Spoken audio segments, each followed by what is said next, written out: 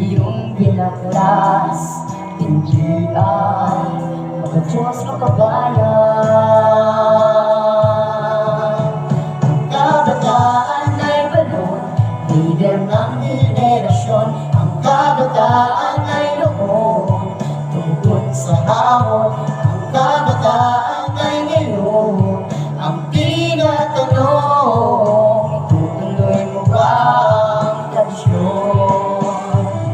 Sa buong maluyo, harapin ang mundo, sa iyong mga kamay, nakasalanan ang imaginasyon. Kabataan ay noon, mga pari na ngayon. Ang kabataan ay noon, bukit lipi na ngayon. Ang kabataan ay ngayon, ang tinatanong, itutuloy mo ba?